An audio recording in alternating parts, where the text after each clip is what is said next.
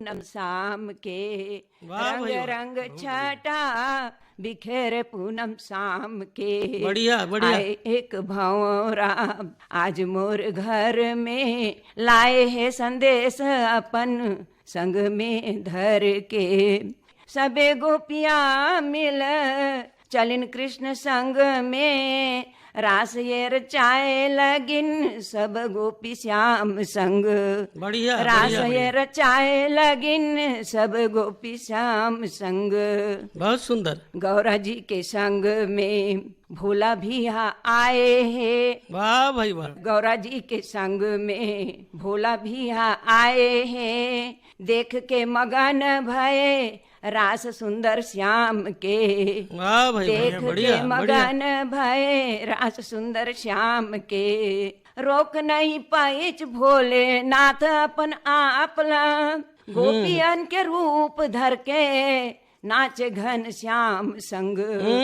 गोपियन के रूप धर के नाचे घन श्याम संग। बढ़िया मन में संशो करे भेद झन खुल जाए मोर। मन में संशय करे भेद मोर खुल जाए झन।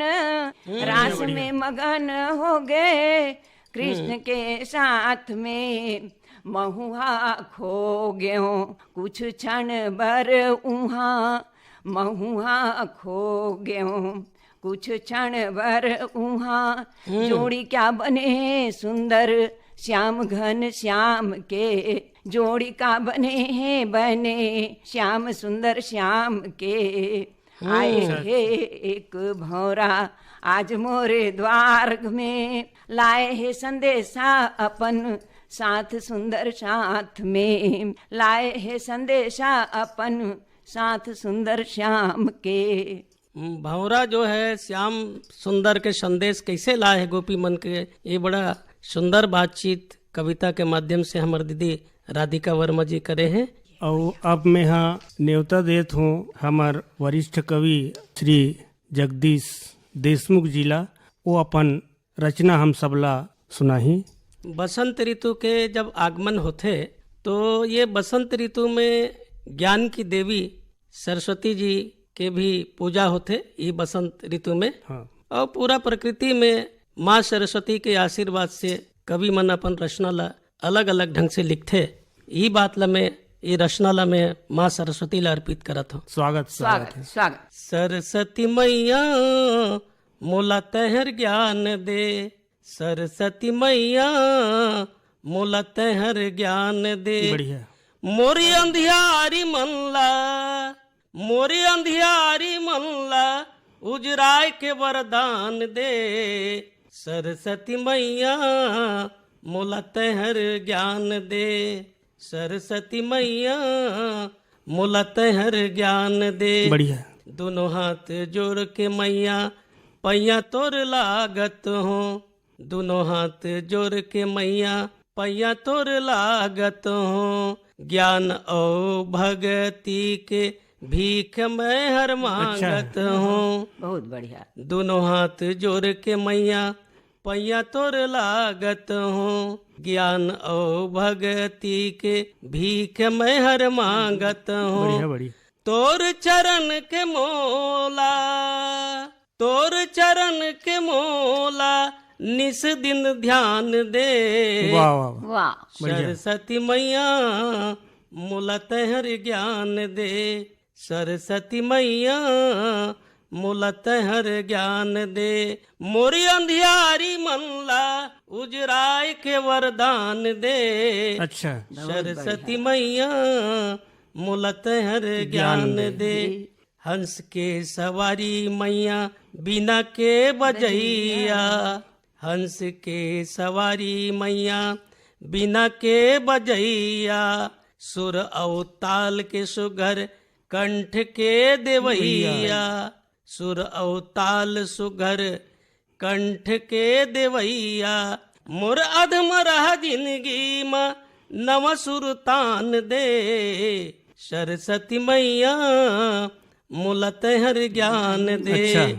मोरी अंधियारी मनला उजराय के वरदान दे। सरस्वती मैया मूलत हर ज्ञान दे। आखिरी पंक्ति। हाँ स्वागत स्वागत। पार लगा दे मैया ये जिंदगी के नैया, बुढ़त जिंदगी के तहीं चहर खेवैया, बुढ़त जिंदगी के तहीं चहर खेवैया, दुख ले उबार मोला पीरा के हरैया, दुख ले उबार मोला पीरा के हरैया, मोर टूटा जिंदगी में नव बसंत लान दे, सरस्वती मैया मोला तेहर ज्ञान दे, मोरी अंधियारी मनला उजराय के वरदान दे, सरस्वती मैया मोला तेहर ज्ञान दे, सरस्वती मैया मोला तेहर ज्ञान दे। बहुत बढ़िया। अब हम और रचना पाठ करे बर बुलाथन हमर गोष्ठी में भाई शिव कुमार अंगारे जी। मोरे रचना है। कैसन कैसन है बगरे अंधियार देख ले, कैसन कैसन है बगरे अंधियार देख ले, अंतस्मा एक ठिन दिया बार देख ले, वाह भाई वाह। अंतस्मा एक ठिन दिया बार देख ले, कैसन कैसन है बगरे अंधियार देख ले, अंतस्मा एक ठिन दिया बार देख ले, अंतस्मा एक ठिन दिया बार देख ले, का पाबे ककरो जिंदगी में जहर लगोर के, जहर लगोर के, का पाबे ककरो जिंदगी में जहर लगोर के, जहर लगोर के, थोरिक माया के मंद रसला झार देख ले, थोरिक माया के मंद रसला झार देख ले, अंतस्मा एक ठिन दिया बार देख ले, अंतस्मा एक ठिन दिया बार देख ले, तै तो महमई बगरा माया पीरीत फूल के, माया पीरीत फूल के, कैसे हरिया थे कैसे हरिया थे हृदय लहार देख ले, कैसे हरिया थे हृदय लहार देख ले, अंतस्मा एक ठिन दिया बार देख ले, दिया बार देख ले, तै नहा लेना मेहनत के गंगा माँ सर लग, तै नहा लेना मेहनत के गंगा माँ सर लग, अजी गंगा माँ सर लग, रोज हो ही फिर रोज हो ही फिर तोर घर तिहार देख ले, रोज हो ही फिर तोर घर तिहार देख ले, अंतस्मा एक ठिन दिया बार देख ले जी, दिया बार देख ले, जत कलमहरी है कथरी ओत के गोड़ लालमा, वाह भाई वाह, जत कलमहरी है कथरी ओत के गोड़ लालमा, ओत के गोड़ लालमा जी, ओत के गोड़ लालमा, जत कलमहरी है कथरी ओत के गोड़ लालमा, नहीं ते ठौर ठौर महंगाई के मार देख ले, नहीं ते ठौर ठौर महंगाई के मार देख ले, अंतस्मा एक ठिन दिया बार देख ले जी, दिया बार देख ले,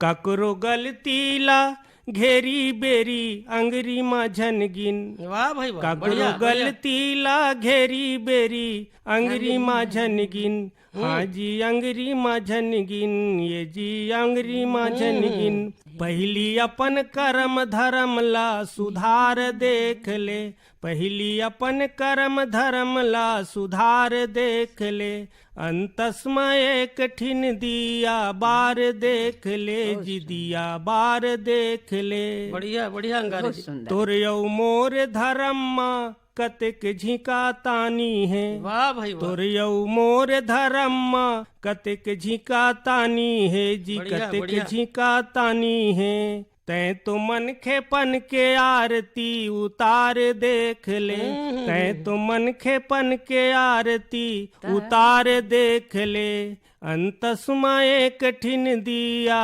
बार देख ले, कैसन कैसन है बगरे अंधियार देख ले, अंतसमय कठिन दिया बार देख ले, जी दिया बार देख ले। वाह भाई वाह, बहुत शिव सुंदर। कुमार अंगारे जी। बहुत सुंदर। जिंदगी कैसे जीना चाहिए एकर सुघर संदेश हमर अंगारे जी के रचना में दिखी। और एकरे संगे संग हम आरो देवत हन हमर दीदी राधिका वर्मा जी, जिन तिल्दा नेवरा से पधारे हैं, वरिष्ठ साहित्यकार है। मैं ये बसंत के आगमन में एक ठनऊ अपन छत्तीसगढ़ ही रचना आप मन के सामने में पेश करत हूँ। स्वागत वो जी। है कि ये जैसे ही बसंत के आगमन होते तो हमार खेत खार के जो वर्णन है, जी चना गहूँ वो सब चीज बसंत ऋतु में कतेक सुंदर दिखते। जी। ओकर ये छत्तीसगढ़ महिमा के नाम से ये कविता है। जी जी मैं आप मन के सामने ला सुनावत हूँ। जी।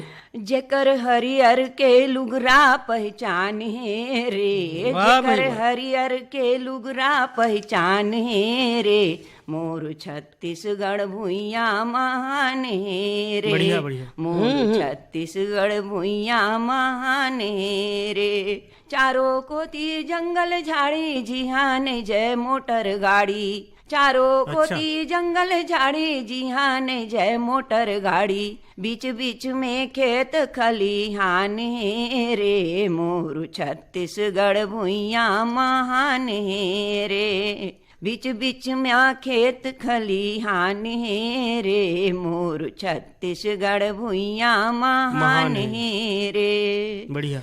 औ काका देखेल मिलथे। आमा अमली बेरी हावे, केंदू चार के ढेरी हावे, आमा अमली बेरी हावे, केंदू चार के ढेरी हावे, परसा के फूल पहचान है रे, मोर छत्तीसगढ़ भुइया महान है रे, मोर छत्तीसगढ़ भुइया महान है रे, चना गहूँ लहलहावे, मऊहा मह महावे। जैसे ही बसंत ऋतु आथे तो ये सब चीज हमला देखे मिलते। बिल्कुल बिल्कुल सही। चना गहूँ लहलहावे, मऊहा मह महावे, सरसों के फूल बड़ सुहावने रे, मोर छत्तीसगढ़ भुइया महान है रे, मोर छत्तीसगढ़ भुइया महान है रे, बड़े बड़े कारखाना रोजी रोटी के हावे ठिकाना, बड़े बड़े कारखाना रोजी रोटी के हावे ठिकाना, पथरा लोहा के यहाँ खदान है रे, मोर छत्तीसगढ़ भुइया महान है रे, मोर छत्तीसगढ़ भुइया महान है रे, अरपा परी महानदी, खारुन और शिवनाथ नदी, इंद्रावती नदी वरदान है रे, बहुत बढ़िया बहुत बढ़िया। छत्तीसगढ़ भुइया महान है रे, मोर छत्तीसगढ़ भुइया महान है रे, यहाँ के सबो किसनहा कमैया औ सिधवा मनहा, यहाँ के सबो किसनहा कमैया औ सिधवा मनहा, ये मन सबके मीतान है रे, मोर छत्तीसगढ़ भुइया महान है रे, जेकर हरियर के लुगरा पहचान है रे, जेकर हरियर के लुगरा पहचान है रे, मोर छत्तीसगढ़ भुइया महान है रे, मोर छत्तीसगढ़ भुइया महान है रे। बहुत बढ़िया। हमर दीदी राधिका वर्मा जी हमर छत्तीसगढ़ महतारी के वर्णन करीन है अपन रचना में। और अब मैं एक पैत फेर आरो देवत हूँ आदरणीय जगदीश देशमुख जी ला, वह अपन बसंत ऋतु के कैसे परघवनी करत है, अपन रचना मत सुनाही। बसंत ऋतु के जब आगमन होते तो प्रकृति में कैसे ढंग के परिवर्तन आते, यही बात के जिक्र में अपन रचना में करे हम। स्वागत स्वागत। सनन सनन पुरवा बैरी मन ला पगलावत है, वाह वाह। सनन सनन पुरवा बैरी मन ला पगलावत है, लागत है मोलारी तू राज बसंतावत वाह वाह है। वाह वाह, वाह, बहुत बढ़िया। सुंदर। लागत है मोलारी तू राज बसंतावत है। चारों डहर महर महर भुइया मह महावत है। या। चारों डहर महर महर भुइया मह महावत है। हासत है रूख राई सबके मन लभावत है। बढ़िया बढ़िया। चारों डहर महर महर भुइया मह महावत है। हासत है रूख राई सबके मन लभावत है।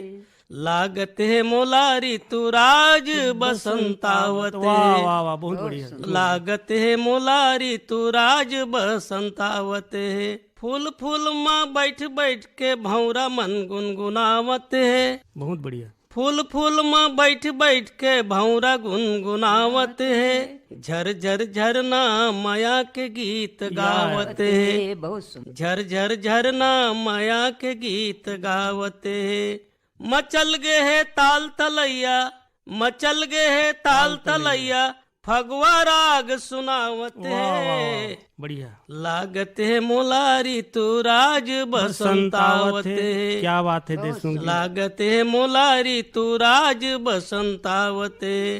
तो ठुठुआ ठुठुआ रूख राई माँ फूल के है गजरा। या वाह। अच्छा वर्ण। हाँ। ठुठुआ ठुठुआ रूख राई माँ फूल के है गजरा। और परसा के लाल फूल आंजे हाबे कजरा। ठुठुआ ठुठुआ रूख राई माँ फूल के है गजरा। और परसा के लाल फूल आंजे हाबे कजरा। अच्छा चित्रण। मऊरे आमाहर पागा बांधे लागत है। मऊरे आमाहर पागा बांधे लागत है। लागत है मोलारी तू राज बसंतावत बहुत है। बढ़िया बहुत बढ़िया। लागत है मोलारी तू राज बसंतावत है। आखिरी पंक्ति स्वागत आप स्वागत। मला समर्पित है। करिया करिया भौरा मन गावत हावे गाना। वाह वाह। करिया करिया भौरा मन गावत हावे गाना। अब अमरैया में बैठ के कोयली मारत हावे ताना। बहुत सुंदर। अब अमरैया में बैठ के कोयली मारत हावे ताना। त कोयली के मीठ बोली मोला माया बान मारत है। वाह वाह। बहुत सुंदर। लागत है मोलारी तू राज बसंतावत है। लागत है मोलारी तू राज बसंतावत है। बहुत बढ़िया बहुत बढ़िया। सनन सनन पूर्वा बैरी मन ला पगलावत है। लागत है मोलारी तू राज बसंतावत है। वाह वाह देशमुख जी। लागत है मोलारी तू राज बसंतावत है। ई कर अपन मोर भुइया कार्यक्रम ला विराम देवथन। शिव कुमार अंगारे जी और हमार दीदी राधिका वर्मा जी ला धन्यवाद देथन। अभी आप मन ये कवि गोष्ठी सुनत रहे हो। संचालन करत रहिन श्री जगदीश देशमुख। एकरे संग मोर भुइया के ये अंक ही सिरावत है। जम्मो संगवारी मल्ला हमर नमस्कार।